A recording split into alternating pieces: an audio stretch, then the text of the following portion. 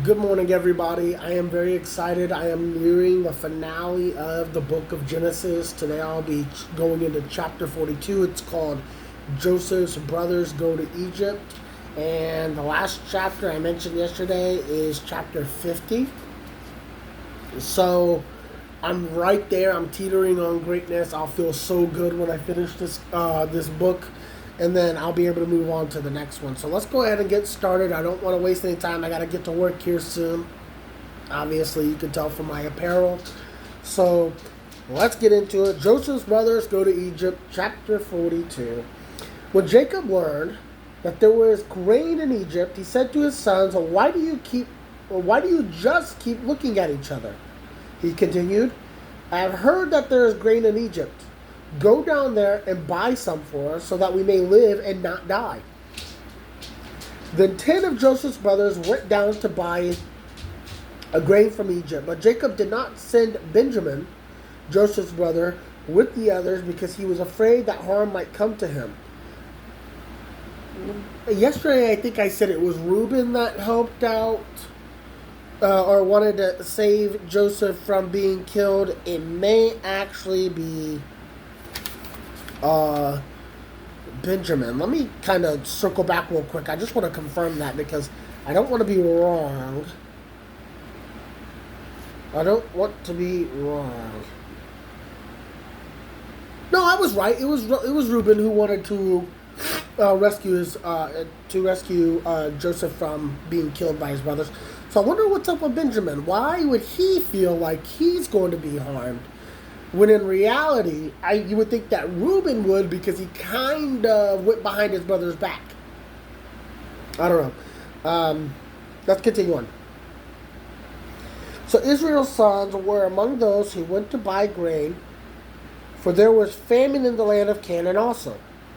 So Joseph was the governor of the land, the person who sold the grain to all its people. So when Joseph's brothers arrived, they bowed down to him with their faces to the ground. As soon as Joseph saw his brothers, he recognized them, but he pretended to be a stranger and spoke harshly to them. "Where do you come from?" he asked. "From the land of Canaan," they replied, "to buy food." Although Joseph recognized his brothers, they did not recognize him. Then they remembered his dream about. Oh, then he. Sorry, I said they. Then he remembered his dream about them and said to them, "You are spies. You have come to see where our land is unprotected." "No, my lord," they answered. "Your servants have come to buy food. We're all the sons of one man. Your servants are honest men, not spies."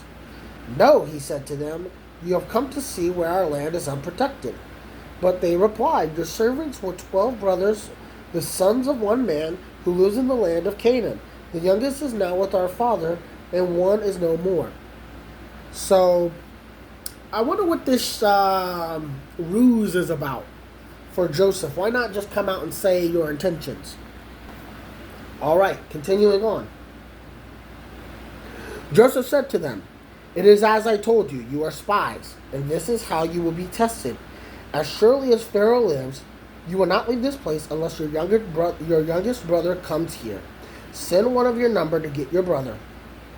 The rest of you will be kept in prison, so that your words may be tested to see if you are telling the truth. If you are not, then as surely as Pharaoh lives, you are spies." And he put them all in custody for 3 days. A little harsh, but not unwarranted. They did sell him into slavery. So, on the third day, Joseph said to them, "Do this, and you will live.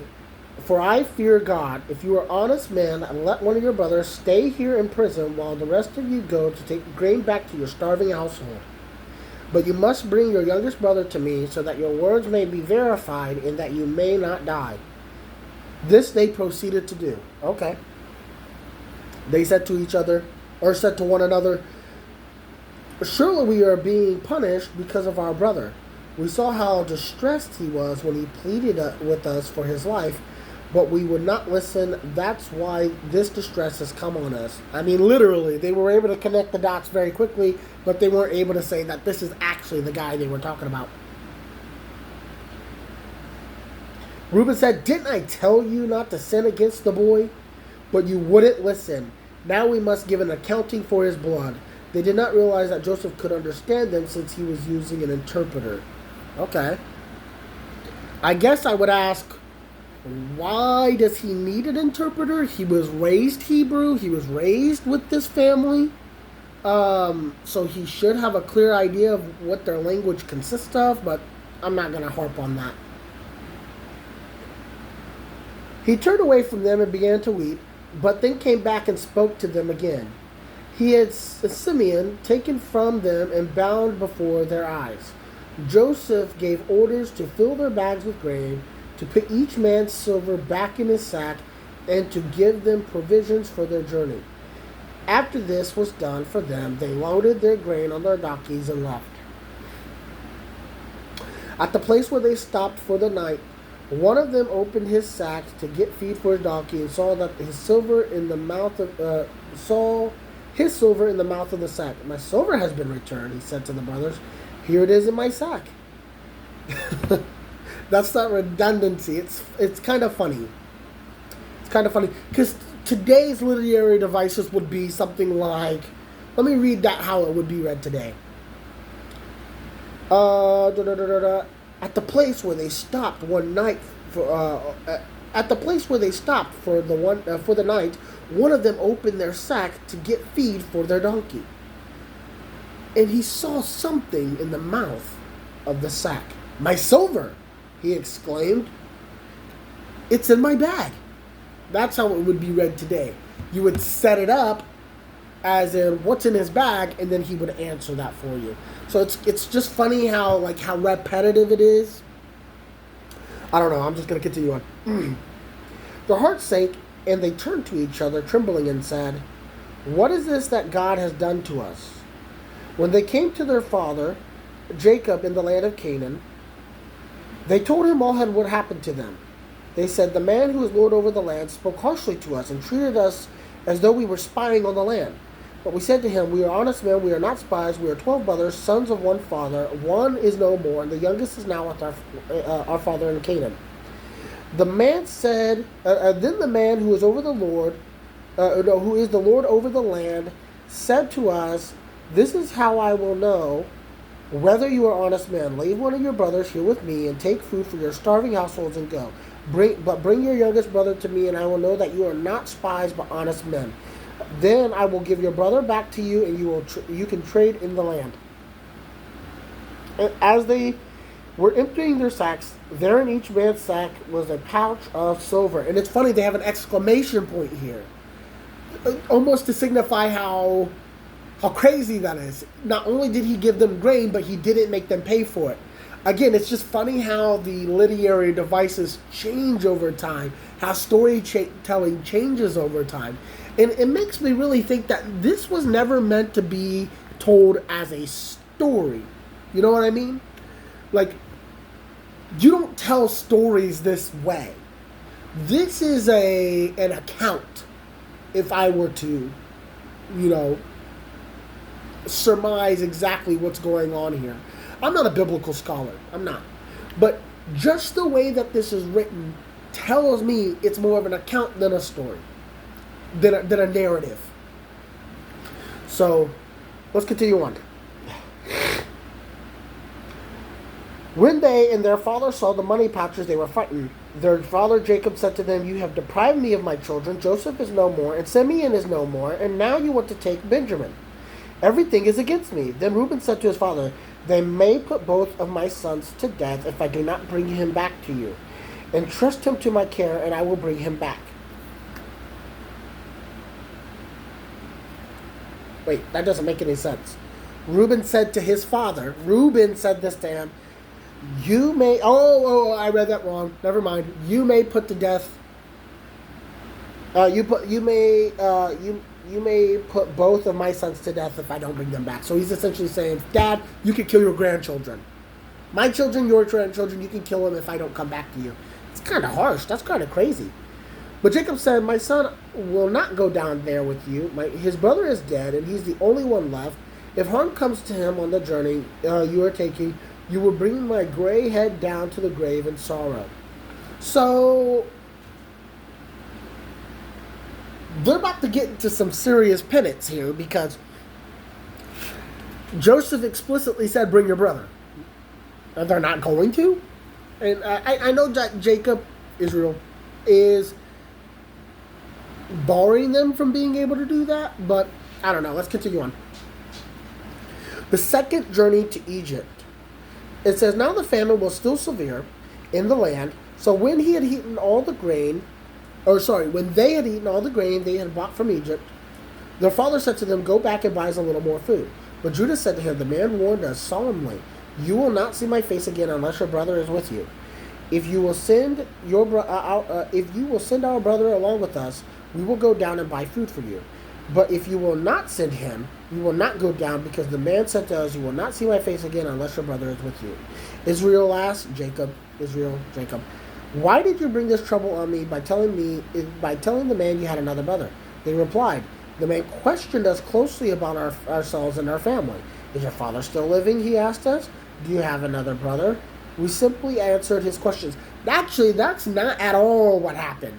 See, now we're starting to deviate, because whereas items were repeated essentially word for word earlier, whenever they're trying to transmit a message or translate a message, or relay a message, that's not what happened. That's not what happened. Kind of going back, he says, where do you come from? You are spies. You have come to see where my land is unprotected. They offer the information that we are the sons of one man. And then they offer again. Your servants were 12 brothers, the sons of man, one who lives in the land of Canaan. The youngest is now with the father, and one is no more. They offer that information. He never asked. But let's go ahead and go. Then Judah said to... where was I? We simply answered his question. How were we to know? He would say, bring your brother down here.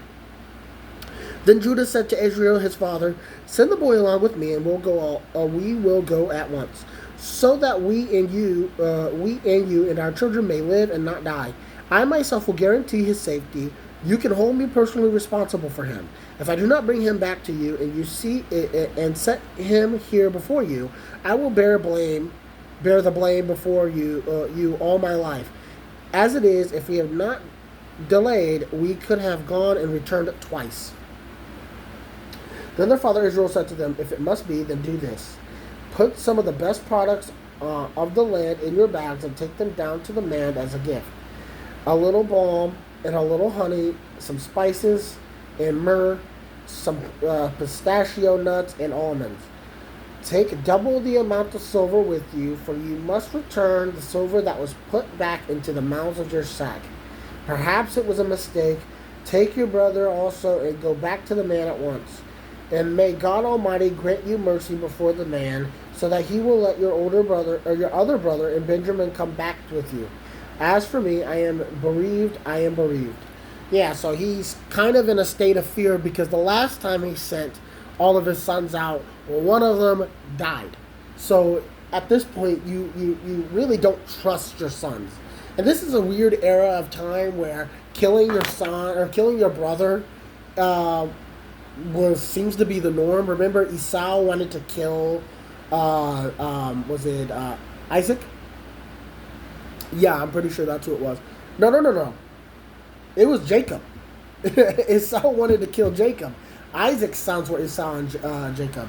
So, continuing on. So the men took the gifts and doubled the amount of silver, and Benjamin also. They hurried down to Egypt and presented themselves to Joseph. When Joseph saw Benjamin with them, he said to the steward of his house, take these men to my house, slaughter an animal, and prepare a meal. They are to eat with me at noon. The man did as Joseph told him and took the men to Joseph's house. Now the men were frightened when they were taken to his house. They thought, we were brought here because of the silver that was put back into our sacks the first time. He wants to attack us and overpower us and seize us as slaves and take our donkeys. Man, they make a lot of assumptions based off of one little thing. So they went up to Joseph's steward and spoke to him at the entrance of the house. "We beg your pardon, our lord," they said. "We came down here the first time to buy food. But at the place where we stopped for the night, we opened our sacks, and each of us found his silver, the exact weight, in the mouth of his sack. So we have brought it back with us. We have also brought additional silver to buy us food, with us to buy food. We don't know who put our silver in our sacks." "It's all right," he said. "Don't be afraid. Your God, the God of your father, has given you treasure in your sacks. I received your silver." Then he brought Simeon out to them. The steward took the men into Joseph's house, gave them water to wash their feet, and provided fodder for their donkeys. They prepared their gifts for Joseph's arrival at noon because they had heard that they were to eat there. When Joseph came home, they presented to him the gifts they had brought into the house. Then they bowed down before him on the ground, or to the ground. He asked them how they were, and then they said, "How is your aged father? You told me about? Is he still living?" They replied, "Your servant, our father, is still alive and well." And they bowed down, prostrating themselves before him. As he looked about and saw his brother Benjamin, his own mother's son, he asked, "Is this your youngest brother, the one you told me about?" And he said, "God be gracious to you, my son."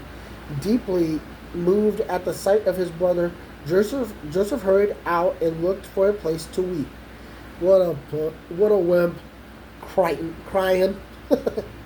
He went into a private room and wept there.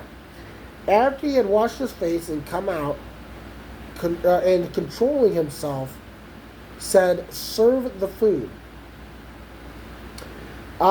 They served him by himself, the brothers by themselves, and the Egyptians who ate with them by themselves, because Egyptians could not eat with Hebrews, for that is detestable to Egyptians.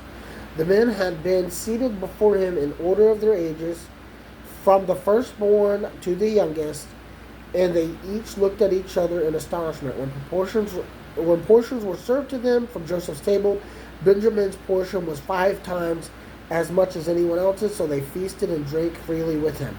So, normally I would stop there, but I'm so interested in this. What should I do? Let me look at the time. I have time. I'm going to read one more chapter because I'm just so engrossed in this. I really am. It says, "A silver cup in a sack." So now Joseph gave these instructions to the steward of the house. "Fill these men's sacks with as much food as they can carry, and put each man's silver in the mouth of his sack. They then put my cup, the silver one, in the mouth of the youngest one's sack, along with the silver for his grain." And he did as Joseph said. As morning dawned, the men were sent on their way with their donkeys. They had not gone far from the city when Joseph said to his city, "Now go after those men at once, and when you catch up with them, say to them, 'Why have you repaid good with evil? Isn't this the cup my master drinks from and also uses for divination? This is a wicked thing you have done.' When he caught up to them, he repeated these words to them. But they said to him, 'Why does my lord say such things? Far be it from your servant to do anything like that. We even brought back to you from the land of Canaan the silver we found inside the mouths of our sacks. So why would we steal silver or gold from your master's house? If any of your servants is found to have it, if any of your servants is found to have it, he will die, and the rest of us will become my lord's slaves.' 'Very well,' he said. 'Let it be as you say. Whoever is found to have it will become my slave. The rest of you will be free from blame.' Each of them quickly lowered his sack to the ground and opened it. The steward proceeded to search, beginning with the eldest and ending with the youngest. And the cup was found in Benjamin's sack. At this, they tore their clothes. Then they all loaded their donkeys and returned to the city. Joseph was still at the house when Judah and his brothers came in. Joseph said to them, let me scoot this back a little bit. I'm right up on it. Joseph said to them, where am I at? What is this you have done? Don't you know that a man like me can find things out by divination? I don't know about all that.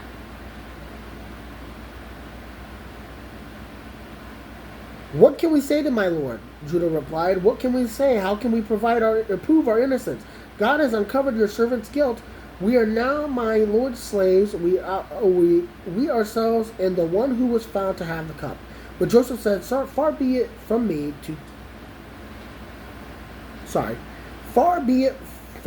to do such a thing. Only one man was found to have the cup.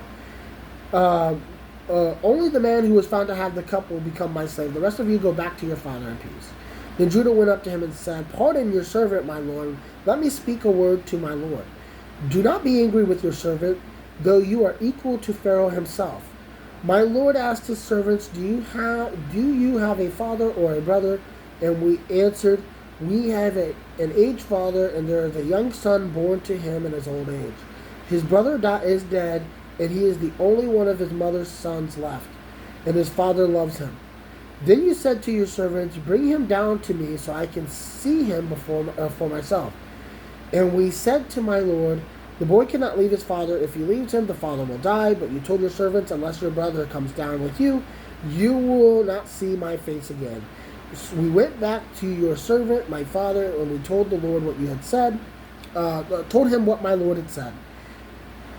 Then our father said, Go back and buy a little more food. But we said, We cannot go down. Only if our youngest brother is with us will we go down. We cannot see the man's face unless our youngest brother is with us. Your servant, my father, said to us, You know that my wife bore me 2 sons. One of them went away from me, and as I said, he's surely been torn to pieces, and I have not seen him since. If you take this one from me too, and harm comes to him, you will bring my gray head down to the grave in misery. Well, that's not exactly what he said, but it's okay. In sorrow is what he said, but, same difference. So now, if the boy is not with us when I go back to your servant, my father, and if my father, whose life is closely bound up with the boy's life, sees that the boy isn't here, he will die. Your servant will bring the gray head of our father down to the grave in sorrow. Your servant guaranteed the boy's safety to my father. I said, if I do not bring him back to you, I will bear the blame before you, my father, all my life. Now then, please let your servant remain here as my lord's slave in place of the boy, and let the boy return with his brothers. How can I go back to my father if the boy is not with me? No, do not let me see the misery that would come on my father. So, I'm just ready for Joseph to come out and say, look, can I read one more? I'm going to read one more. Oh my goodness, this is the most I've ever read in one go. This is going to be a very long video, but I got to know, and the next chapter is literally called Joseph Makes Himself Known. I can't stop here. I gotta know. I gotta see what happens. So it says, 45, Joseph makes himself known. Then Joseph could no longer control himself before all of his attendants and cried out, have everyone leave my presence. So there was no one with Joseph when he made himself known to his brothers, and he wept so loudly that the Egyptians heard him, and Pharaoh's household heard about it. Joseph said to his brothers, I am Joseph. Is my father still living? But his brothers were not able to answer him because they were terrified at his presence. Then Joseph said to his brother, come close to me. And when they had done so, he said, I am your brother Joseph, the one you sold to Egypt. Into Egypt. And now do not be distressed and do not be angry with yourselves for selling me here, because it was to save lives that God sent me ahead of you. For 2 years now, there has been famine in the land, and for the next 5 years there will be no plowing or reaping. But God sent me ahead of you to preserve for you a remnant on earth and save your lives by a great deliverance. So then it was not you who sent me here, but God. He has made me father to Pharaoh, lord of his entire household and ruler of all of Egypt. Now hurry back to my father and say to him, this is what your son Joseph says. God has made me lord of all Egypt. Come down to me, don't delay. You shall live in the region of Goshen and be near me. you and your children and your grandchildren, your flocks and herds, and all you have. I will provide for you there because 5 years of famine are still to come. Otherwise, you and your household and all who belong to you will become destitute. You can see for yourselves, and so can my brother Benjamin, that it is really I who am speaking to you. Tell my father about all the honor accorded me in Egypt, and about everything you have seen, and bring my father down here quickly." Then he threw his arm around his brother Benjamin and wept, and Benjamin embraced him, weeping. Then he kissed all his brothers and wept over them. Afterward, his brothers talked with him. When the news reached Pharaoh's palace that Joseph's brothers had come, and all his officials were pleased. Pharaoh said to Joseph, "Tell your brothers, do this, load your animals and return to the land of Canaan, and bring your father and your families back to me.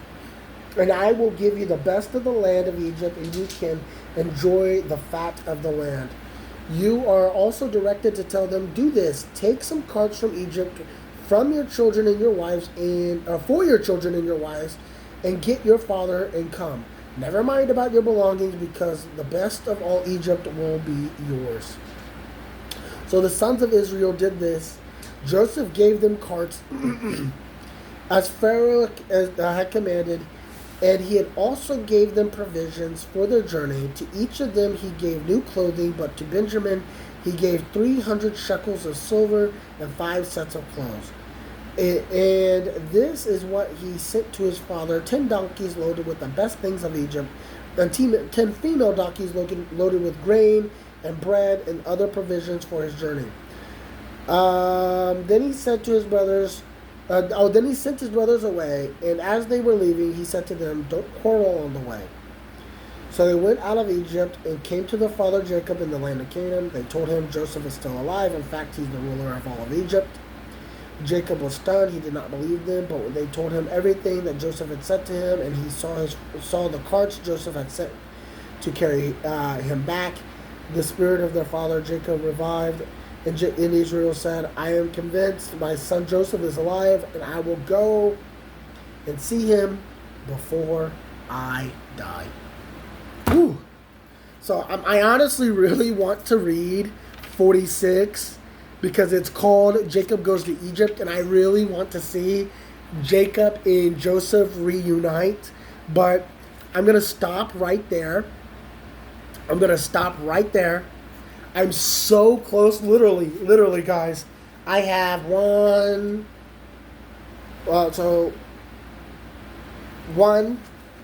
2, 3, 4, about 4.5 pages left, roughly. That's a little less, a little bit more, whatever. 4.5 pages left of this section of the Bible, of this book. I'm so excited. I can't believe that I've stuck to my word the way that I had. Yeah, I missed some days, but I was out of town for some work, and I got back, and I was just exhausted. Yeah, I've missed a day here or two, here or there, because I had company over, and I didn't want to wake them while I read. But at the end of the day, I've really committed to this. I'm feeling really good. I cannot wait. I'm going to go ahead and wrap the video here because this is an extremely long one. I hope you all have a blessed day, and I'll be back tomorrow to probably finish up Genesis. It's crazy. I'm almost there.